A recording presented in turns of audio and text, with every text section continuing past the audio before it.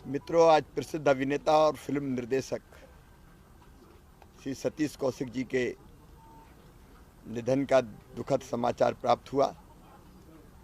अपने बेहतरीन अभिनय से उन्होंने पूरे हिंदी फिल्म जगत पर गहरी छाप छोड़ी थी, एक अलग पहचान बनाई थी।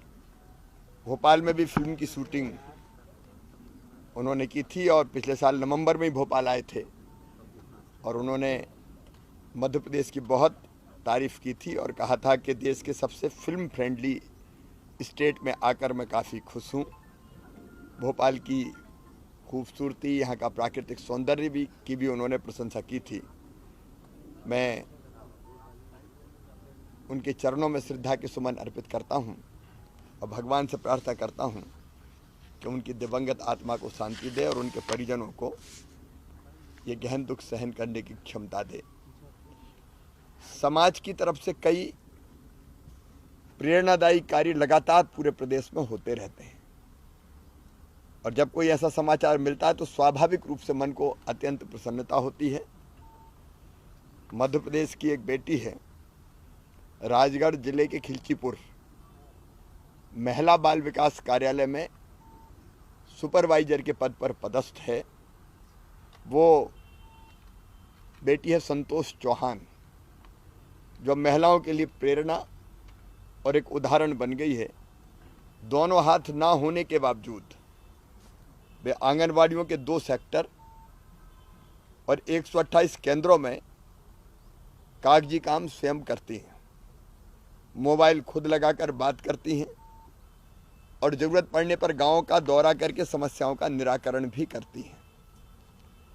1988 में कक्षा 5 में 8 साल की उम्र में करंट लग जाने के कारण उनके दोनों हाथ चले गए थे।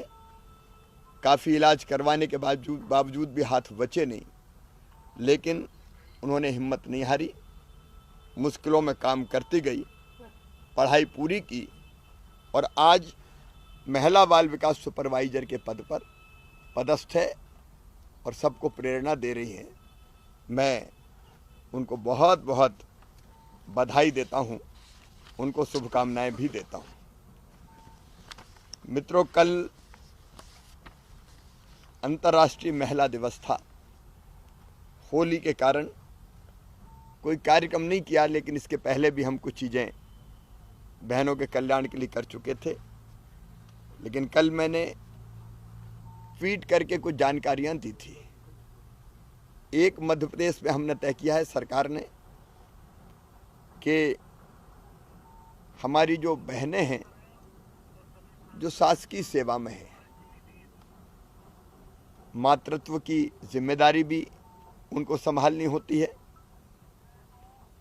कई बार महिला होने के कारण कई और व्यस्तताएं उनकी होती है और इसलिए हमने तय किया है कि अतिरिक्त रूप से 7 दिनों का आकस्मिक अवकाश उनको और दिया जाएगा। जब आवश्यकता पड़ेगी तो वे इस अवकाश का उपयोग अतिरिक्त रूप से कर सकेंगी। अब ये उनके ऊपर है कि वो कब लें। हमने ये भी तय किया कि कक्षा 10 के बाद उच्चतर माध्यमिक विद्यालय और कॉलेज में बेटियों को वित्तीय साक्षरता हेतु पाठ पढ़ाया जाएगा जो महिला उन्मुखी होगा। बालिकाओं को स्किल ट्रेनिंग की व्यवस्था, जिसमें हैंडलूम, कढ़ाई, परंपरागत लोक कलाओं की ट्रेनिंग सम्मिलित होगी। हथकरघा और हस्तशिल्प की जो कारीगर हमारी बहनें हैं, कई जगह बहुत अद्भुत काम कर रही हैं, महिला सेल्फ हेल्प ग्रुप में भी काम कर रही हैं। उनको NID व निफ्ट संस्थानों के माध्यम से आधुनिक डिजाइन्स और उन्नत तकनीकी का प्रशिक्षण भी दिया जाएगा ताकि वो अपने टेक्नोलॉजी को इस्तेमाल करते हुए अपने कौशल को और निखार सके और बेहतर काम कर सके। ITI में अध्ययनरत जो बेटियां हैं उनको डिजिटल और वित्तीय लिटरेसी, अंग्रेजी कम्युनिकेशन और वर्क रेडनेस का 60 से 80 घंटे का प्रशिक्षण देने का फैसला भी हमने किया है। और राज्य की तकनीकी शिक्षण संस्थाओं में अध्ययनरत बेटियों को रोजगार के लिए विशेष प्रशिक्षण दिलाने का भी काम प्रारंभ करेंगे। अंतर्राष्ट्रीय महिला दिवस पर मैं अपनी सभी बहनों को, बेटियों को बहुत बहुत शुभकामनाएं देता हूं। पिछले दिनों कुछ स्थानों पर ओलावृष्टि के कारण, असमय बारिश के कारण नुकसान हुआ है। मैंने तत्काल इस सर्वे की निर्देश जारी कर दिए थे, बैठक भी ले ली थी, कलेक्टर से मैंने चर्चा भी की थी।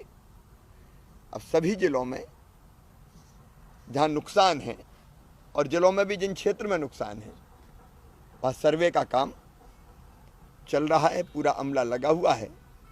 किसानों से मैंने उस दिन भी कहा था, मैं फिर अपने किसान बहनों भाइयों से कह रहा हूँ, जिनका नुकसान हुआ है वो चिंता ना करें, मैं साथ हूँ, सरकार साथ है।